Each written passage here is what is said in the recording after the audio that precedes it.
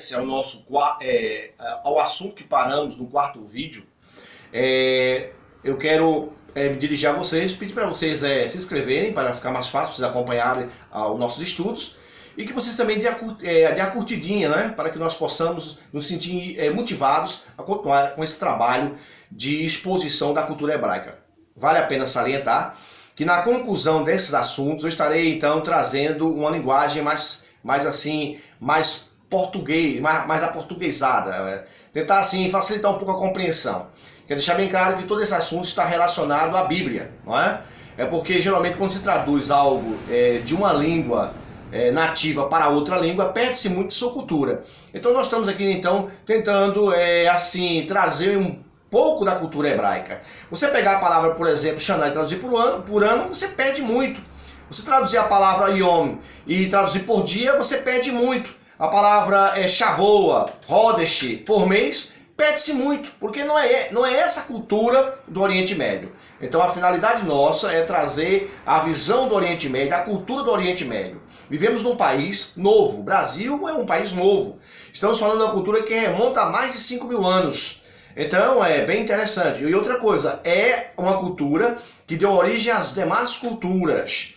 Ok? Essa é a realidade. E vamos depois gravar alguns vídeos relacionados a essa questão da cultura do Oriente Médio que deu origem às demais culturas, certo?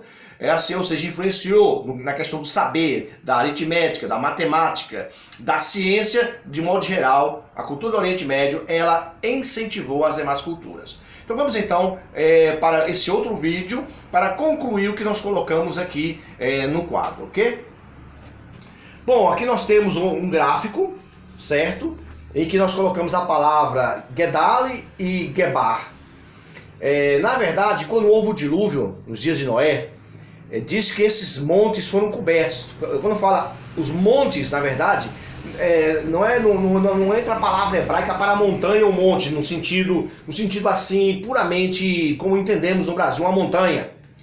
Mas na verdade tem a ver com essas construções que haviam muito naquela região e ainda hoje é encontrado na arqueologia, nessa forma piramidal, nessa forma de zigurate, que era uma forma do pessoal observar o sol, a lua, as estrelas, porque justamente o tempo, a medida do tempo, ou a questão tempo, tem a ver justamente com os astros, lua, sol e estrelas. Então, para facilitar a observação, eles costumavam criar algo parecido com esse gráfico aqui, em forma piramidal, ou no caso zigurate, e que aparece na cultura da Bíblia, ou a cultura do Oriente Médio, ou como nós costumamos chamar a cultura do Tanar, aparece com nomes como Gedali, Gebar. No caso dos montes que foram cobertos, o termo lá é Geburim, ou Gevorim. Ok? Gevorim, no caso, os montes que foram cobertos, que tem a ver também com essas palavras, Gedali e Gebar. Essas palavras expressam um sentido de lugar, vamos dizer assim, especial, separado, sagrado, no sentido de fazer atividades relacionadas a uma vida em simbiose com a natureza. E era assim que eles faziam, para observar, no caso, lua e sol. Os astros, sol, etc., geralmente são chamados no hebraico mazalot. A palavra mazalot, de certa forma, influenciou a palavra desmazelado do português, que tem o sentido de homem sem luz, homem sem estrela. Porque, na verdade, no hebraico, essa palavra mazalot, ela tem um sentido de estrela, de sol, enfim, de astro. Ok? Então, essa palavra é aplicada justamente ao termo zodíaco. Ou seja, o termo traduzido zodíaco, na verdade, no hebraico é mazalot, que tem a ver com as estrelas que passam na eclíptica e com a lua, etc.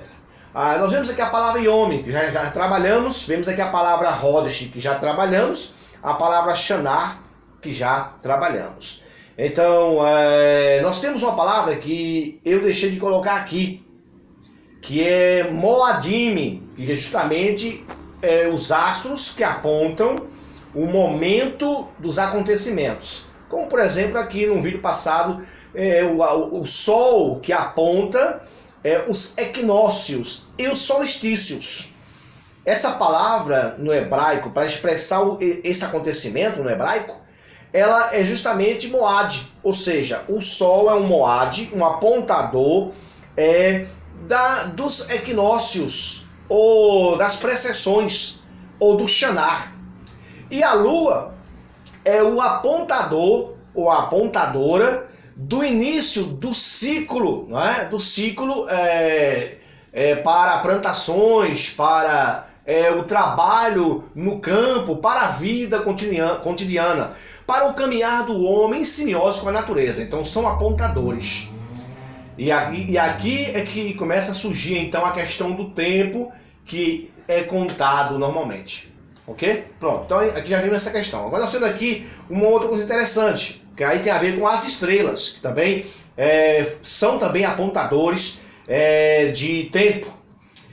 A inclinação de um arco, que é uma medida, é de 72 anos, que é uma inclinação que o Sol faz nas casas do Mazalote, ou como é normalmente conhecido, dos zodíacos, que é aquelas 12 constelações que passam na eclíptica.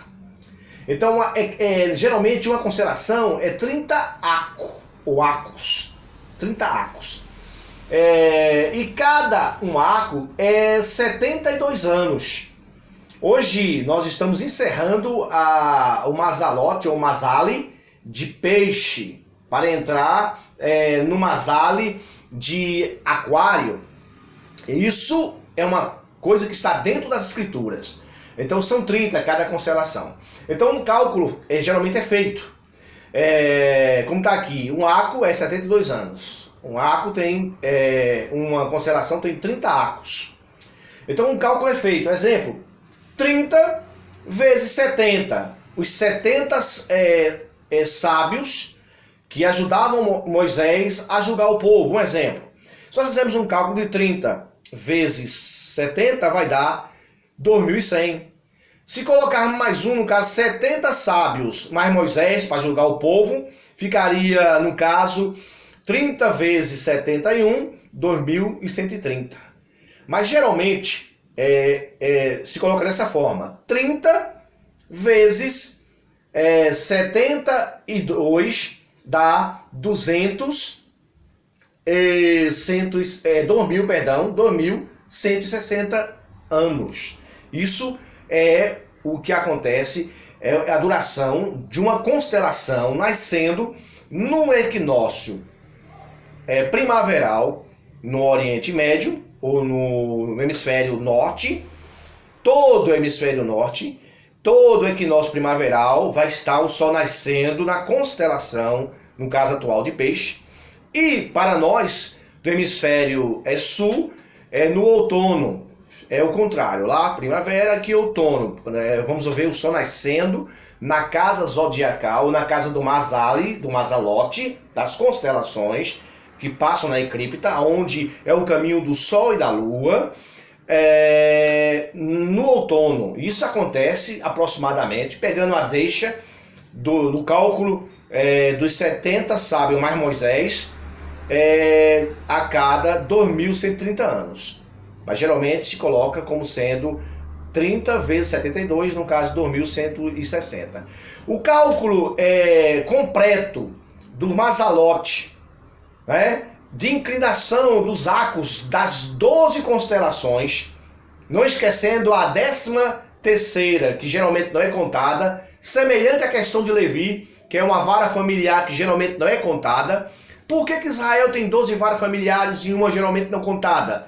Tem tudo a ver com o Mazalote, com as constelações que passam na eclíptica, caminho do Sol e da Lua. Ok? Então, fazendo um cálculo, se pegarmos essa deixa aqui e arredondarmos, nós vamos ter um ciclo de 26.000 anos. 26.000 anos. Que é exatamente nesse ciclo aqui que o Gênesis está falando. Dia 1, dia 2, dia 3. Não está falando de um dia, de um iome simples, de uma rotação da Lua, mas está falando no caso de acúmulos, ou no caso aí de coletivos, de um ciclo bem maior, que é toda a casa do Mazalote. toda a casa do Mazalote, passando em declinação ao Sol. Então, fica sendo 26 mil anos, ok? Então, creio que está de bom tamanho. Vocês podem fazer as perguntas de vocês, tá? Nos ajuda a dar as explicações, porque falando assim é muito fácil. E algumas coisas a gente deixa passar. Mas se você fizer suas perguntas, aí vai ficar bem mais tranquilo, certo? Espero que vocês aproveitem bem. E esse assunto é apenas um paliativo. Esse assunto é bem mais profundo e é um pouco mais complexo, ok? E está todo dentro das escrituras conhecidas como Bíblia, para nós Taná, toda dentro da cultura hebraica ou do Oriente Médio, ok? Bons estudos!